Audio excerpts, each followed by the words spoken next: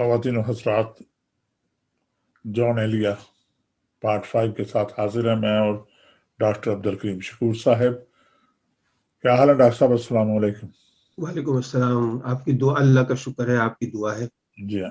और एक शेर जनाब के जॉन का कि कौन इस घर की देखभाल करे, हाय हाय, कौन इस घर की देखभाल करे, रोज एक चीज टूट जाती है। हाय हाय, कौन इस घर की देखभाल करे, रोज एक चीज टूट जाती है। हाय। शायर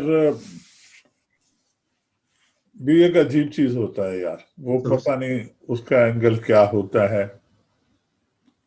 कभी वो सितारों से आगे जहां और भी हैं उसका सफर उस तरफ होता है, और कभी वो जमीन की गहराइयों की तरफ चला जाता है, और कोई हवाओं के साथ घूमता फिरता है, और कोई कुछ इस जमीन के चक्कर में अपने आप की शिनाख्त करने के चक्कर में पड़ा रहता है। ये शायर यहाँ भी जिक्र नहीं कर रहा मकीनों का, कभी कभी दरो दीवार मरने लगते हैं। हाय, कितनी प्यारी बात। क्या बात है जनाब जॉन एलिया, क्या आप शुरू करेंगे आज जनाब? यार, जॉन एलिया ने अपनी किताब में लिखा है हम्म, कि मैंने हसीन औरतों को आम तौर पर बेजमीर और लालची पाया है। अच्छा। बहुत बड़ा स्टेटमेंट है।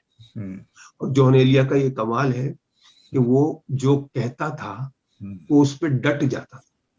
जा, ये परवाह नहीं थी कि लोग क्या कहेंगे।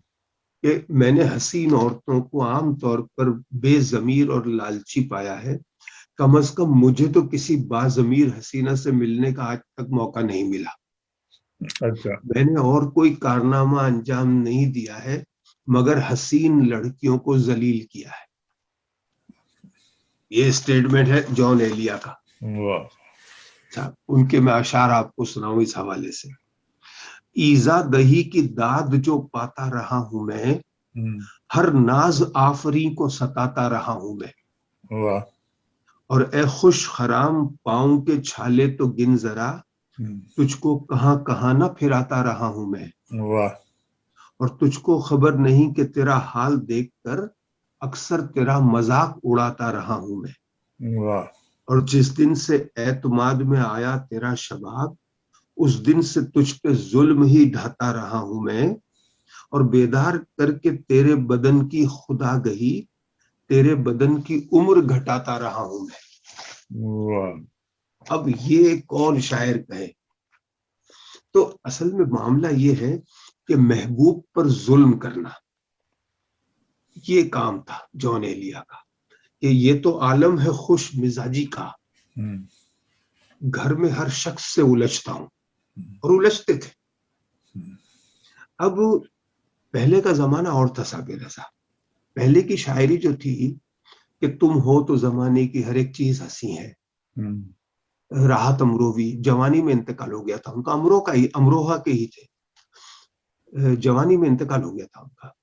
तुम हो तो राहत अमरोही जमाने तो अभी फौत हुए ना वो वो राहत अंदोरी है। हाँ वो सॉरी सॉरी अमरोहा की सरजमीन के शायर और थे, बाकी और जगह के बाकी और। तुम हो तो जमाने की हर एक चीज हंसी है, वरना मेरे नजदीक जमाना ही नहीं है। वाह वाह। और एक चीज जो उनके भी तसव्वुर में नहीं है, वाह तो उनका तसव्वुर है जो उनसे भी हंसी है। वाह वाह। एक ये जमाना था। और मोमिन, आतिश, गालिब, उनके अशार में महबूब की कुर्बत का तसव्वुर ही काफी था। महबूब तो बाद में आएगा, उसका तसव्वुर ही काफी था। ये वो दौर था। लेकिन अब जॉन एलिया के आने के बाद इश्क के बोझ से इंसान बोझल हो गया। इंसान जदीद दौर का आशिक मतलबी ठहरा है।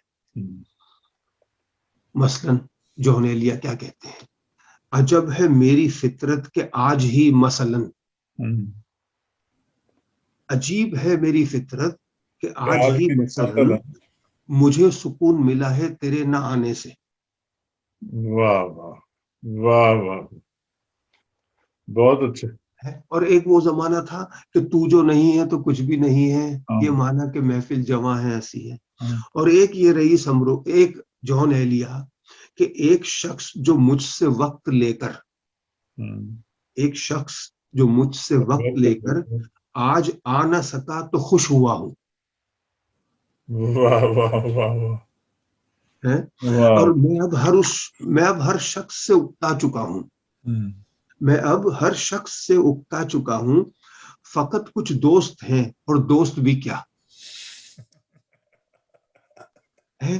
تو اب اصل میں مجھے یاد آ رہا ہے فریڈرک نیچے، بڑا فلسفی، اس نے ایک جگہ لکھا تھا کہ افریت کا مقابلہ کرنے کے وقت ہوشیار رہو، افریت کا مقابلہ کرتے ہوئے ہوشیار رہو، کہیں ایسا نہ ہو کہ تم بھی افریت میں بدل جاؤ.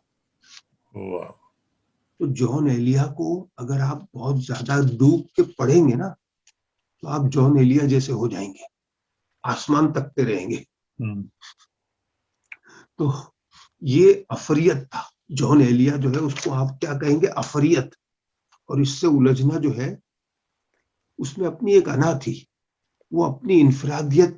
اب لوگ جو جان ایلیا کو پڑھتے ہیں نا، وہ کیوں پڑھتے ہیں؟ وہ اپنی انفرادیت قائم رکھتے ہیں. دیکھیں، اگر ایک شخص ہے، وہ اگر تمام شاعروں کو پڑھ رہا ہے نا، غالب کو پڑھ رہا ہے یا مومن کو یا میر کو، جو بھی ہو، احمد فراز ہو، فیض احمد فیض ہو، لیکن جو جان ایلیا کو پڑھتا ہے نا، وہ اپنی ایک انفرادیت قائم رکھنے کے لیے پڑھ رہا ہے، وہ منفرد نظر آنا چاہتا ہے.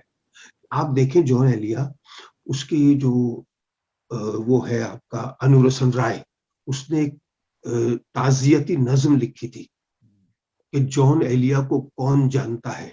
اس میں وہ کیا لکھتا ہے کہ خود اندہامی پر یقین رکھنے والے انارکسٹ جان ایلیا کے لیے اب تعزیتی جلسے ہوں گے. یعنی وہ جان ایلیا جو انارکسٹ تھا، اس کے لیے تعزیتی جلسے ہوں گے.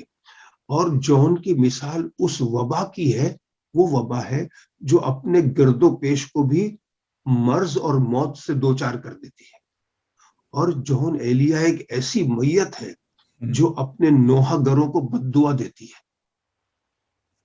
تو آپ بتائیے، اگر ہم میں سے ہر تیسرا شخص جان ایلیا بن جائے تو چوتھے دن قیامت آ جائے گی. یہ ہے جان ایلیا. آپ دیکھیں اس نے کیا لکھا ہے. اچھا، یہ شعر جان ایلیا کا، اگر یہ شعر کسی اور شاعر نے لکھا ہوتا نا، صابر رضا، یہ اتنا مقبول نہ ہوتا. یہ مقبول ہوا کہ یہ جان کا شعر ہے. جو گزاری نہ جا سکی ہم سے، ہم نے وہ زندگی گزاری ہے. کیا بے ساخی، کیا بات ہے. اب یہ شعر اگر کسی اور شاعر کا ہوتا نا، مجھے یہ اتنا مقبول نہ ہوتا. دنیا بھر میں جان کے جو متوالے اور شیدائی ہیں، یعنی وہ یہ کہتے ہیں کہ جان کا ہر شعر اس نے لکھا نہیں ہے، اس پہ اترا ہے. آپ دیکھیں اس کے پوسٹر سوشل میڈیا پہ، اس کے بال، اس کا حلیہ. یعنی آپ سوشل میڈیا پہ جائیں، ابھی آپ کے سامنے پیچھے 3-4 پوسٹر لگے ہوئے ہیں. آپ نے ایسے پوسٹر، اور شاعروں کے اتنے تعداد میں ایسے پوسٹر اور ایسی چیزیں نہیں ہوتی. کسی شاعر کو یہ رتبہ نہیں ملا سوشل میڈیا پہ خاص کر جو جان ایلیا کو نصیب ہو گیا. اور وہ بھی اس کے مرنے کے بعد، اور اس کی زندگی میں بھی لوگ اس کے دیوانے تھے. تو جان کی جو شاعری ہے اور اس کی جو زندگی ہے، اس میں تضاد نہیں ہے. یہ چیز اسے منفرد کرتی ہے دوسرے شاعروں سے. آپ اگر دوسرے شاعروں کا کلام دیکھیں تو اس میں آپ کو مختلف کیفیتیں ملیں گی. ایک ہی کیفیت کا کوئی بھی شاعر نہیں ملے گا.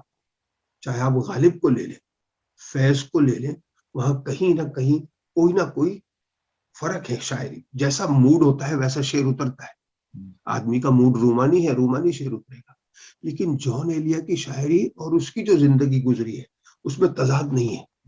بالکل اس کی کاپی ہے وہ، کہ سماج کو اس نے جوتے کی نوک پر رکھا. جان ایلیا نے، اس کی کوئی لابی نہیں تھی اور اس کا کوئی گروہ نہیں تھا. آج کل شاعروں کے گروہ ہیں، آپ مانتے ہیں یہ بات؟ لابی بھی ہوتی ہے، کیا نہیں ہوتا. لیکن اس کا نہ کوئی لابی نہ کوئی گروہ. اس نے ہر شے پر سوال اٹھایا تھا اپنی زندگی میں. کوئی ایسی چیز نہیں تھی جس پہ اس نے سوال نہ اٹھایا. اور فرنود میں اس کے 181 مضامین جو ہیں، اس میں ہر مضمون میں اس نے ایک الگ نوعیت کا سماجی، سیاسی، مذہبی سوال اٹھایا، لیکن آپ جان ایلیا پر سوال نہیں اٹھا سکتے. یہ ہے اس کی زندگی. اس نے بڑے بڑے لوگوں کا انکار کر دیا اور ڈرا نہیں، اور اس انکار پر وہ ڈٹا رہا. اس نے ایک جگہ لکھا ہے، تمہارے رنگ مہکتے ہیں خواب میں جب سے، تمہارے رنگ مہکتے ہیں خواب میں جب سے، تو ان کو خواب میں بھی خواب ہی سمجھتے ہیں. یعنی ایک ایسا شخص جسے ہر چیز پر شک تھا، اسے اپنے وجود پہ شک تھا، اسے دنیا پہ شک تھا، اسے کائنات کی ساری چیز شک کے عالم میں. اس نے کہا نا تو ان کو خواب میں بھی خواب ہی سمجھتے ہیں، یعنی وہ حقیقت کو بھی خواب میں سمجھوں گا. تو اس کا شعر جو ہے کتنا خوبصورت شعر ہے، داستاں ختم ہونے والی ہے، تم میری آخری محبت ہو. اچھا، جان ایلیا کو بے خوابی کا مرض ہو گیا تھا، نیند نہیں آتی تھی، بڑے علاج کرائے انہوں نے اپنی زندگی میں، مگر کوئی افاقہ نہیں ہوا. ایک حکیم کے پاس بھی گئے تھے اور اس سے بھی علاج کرایا، مگر اس بے خوابی کی وجہ سے دوسرے مرض بھی ان کو لاحق ہو گئے تھے، جن کا ذکر کرنا یہاں ضروری نہیں ہے. لیکن وہ جو ہے ان مرض جو امراض تھے ان کے ساتھ انہوں نے رہنا قبول کر لیا. ان جو مرض تھے اس کو اپنا لیا تھا، انہوں نے شکایت نہیں تھی. ایک انہوں نے کیا لکھا شعر ان کا دیکھیں، دوا سے فائدہ مقصود تھا ہی کب کے فقط، دوا سے فائدہ مقصود تھا ہی کب کے فقط، دوا کے شوق میں صحت تباہ کی میں نے. تو جان ایلیا جو ہے اس کا یہ دیکھیں، یعنی افریت جو کہا ہے نا اس کو، واقعی افریت، یعنی ایک ایسا شخص آپ دیکھیں، آپ اس کو اگر دیکھیں، پوری جتنے بھی شعراء کرام ہیں، مجھے سب کی عزت ہے، میں سب کا احترام کرتا ہوں، مجھے سب کے اشعار پسند ہیں، میں گنگناتا بھی ان کو، مگر ایک چیز ضرور ایسی ہے صابر رضا جو جان ایلیا کو منفرد کر دیتی ہے. واہ، اس سے آگے بولا نہیں جا رہا. واہ، ٹھیک ہے. علاج یہ ہے کہ مجبور کر دیا جاؤں، ہاں، ہائے ہائے، وگرنہ یوں تو کسی کی نہیں سنی میں نے.